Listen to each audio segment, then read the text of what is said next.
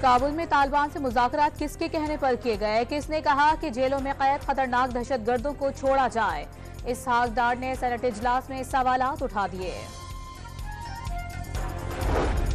तोशाखाना और 190 million pound का case में चेयरमैन पीटीआई के वारंट गिरफ्तारी जारी। नैब की दरखास्त पर एहतसाब अदालत ने तामील का हुक्म दे दिया।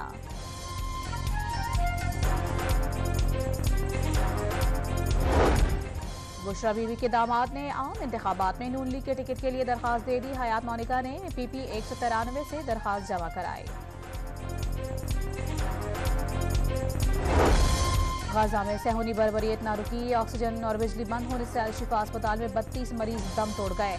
अल-कुद्स अस्पताल समेत शुमाली गाजा में एक के सवा तमाम अस्पताल बंद हो चुके। इसराइली बमबारी में शहादतें 11,100 से जायद हैं। स्टॉक एक्सचेंज में तेजी का रुझान। 100 इंडेक्स 1132 इजाफे से 56,523 पॉइंट्स पर बंद। इंटरबैंक में डॉलर 51 पैसे महंगा होकर 287 रुपए 54 पैसे का हो गया। ओपन मार्केट में 1 रुपए इजाफे से 289 रुपए में फरोख्त। सोना भी फी तोला 800 रुपए महंगा हो गया।